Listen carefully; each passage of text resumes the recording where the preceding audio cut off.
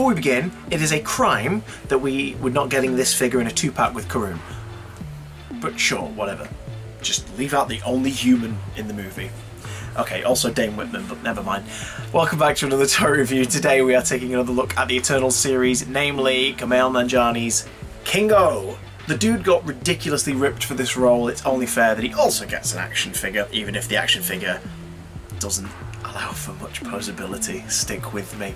The bio reads as thus: an Eternal with the power to project cosmic energy projectiles from his hands, Kingo over the centuries became enamoured with the idea of fame. To project cosmic energy projectiles, that's some terrible grammar right there. I like this character a lot in the movie. I like the Eternals a lot. I think y'all are sleeping on it. But I was happy to get this action figure. I wanted this one out of the Eternals range. I decided in my head, we talked in the previous Eternals figure reviews, that I wanted Ajak and Athena because they were harder to get hold of.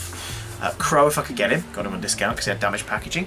I wanted Circe, she's the main character, and Icarus. Well, I got those guys, and now begins the slow quest of completing the Eternals figure range when they're all at decent prices or on sale. Kingo was the next one on my list in terms of I've got to get him because I loved Kingo, loved Kumail Nanjiani's performance. We'll get into it. Let's get it open. Let's see what we think.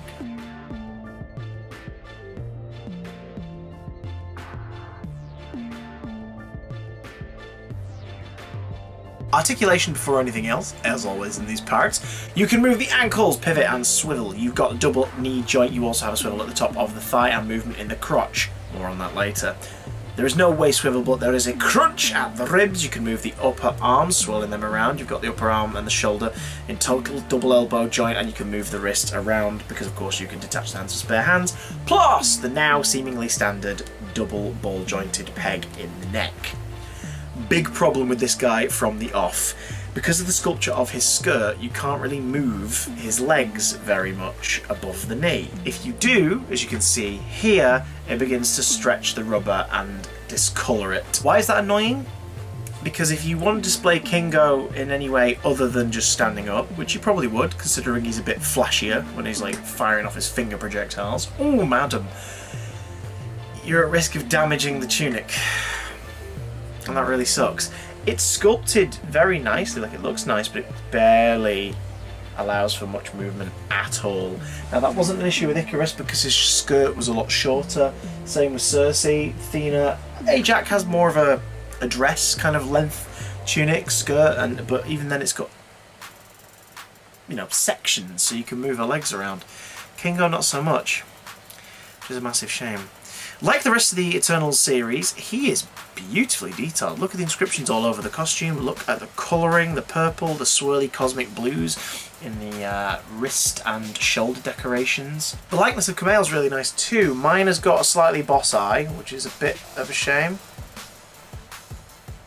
And he's not focusing on the camera. Focus, dude! There we go.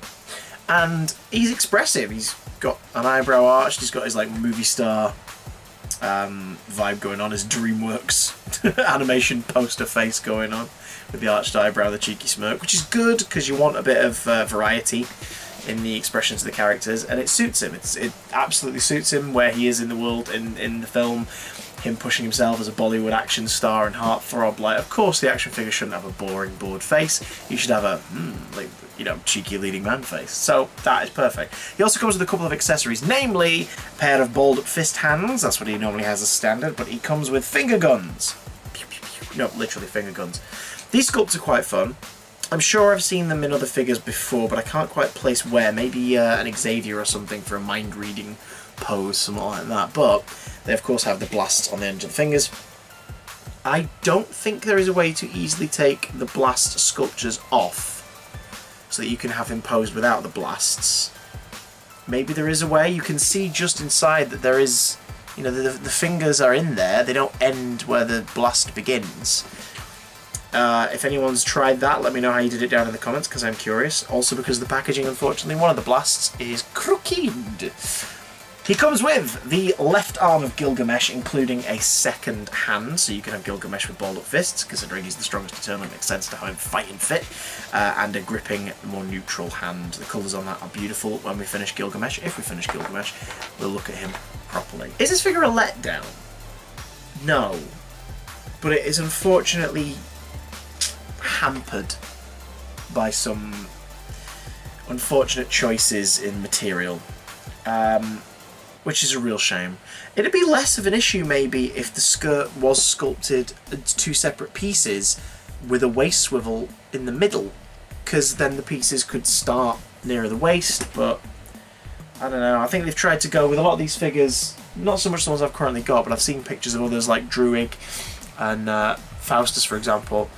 It looks like to try and keep the costume looking authentic, they've had to sacrifice posability in a way where if you try to pose them, it risks breaking, damaging or discolouring the costume. And that's a shame. Do I recommend buying Kingo? I think if you're collecting the Eternals, absolutely. I cannot wait to add him to the group over there and eventually have the whole batch. But what about you? Would you pick him up? Have you picked him up? Let me know down in the comments below. If you found this review helpful, leave us a comment or like the video. Use the old thumbs up thingamajig. Unless YouTube's changed again and you're watching this 10 years later, in which case press whatever they have there, I don't know, like a succession of smiley faces. If you want to help support the channel and get more future toy reviews on the go, then you can do that by heading to the description, click on my Amazon wishlist or on PayPal to put toward or purchase a toy in exchange for a shout out. You don't have to do that at all though, no obligation. You can just help us out by commenting. I'll catch you again soon for more toy reviews. Stay tuned.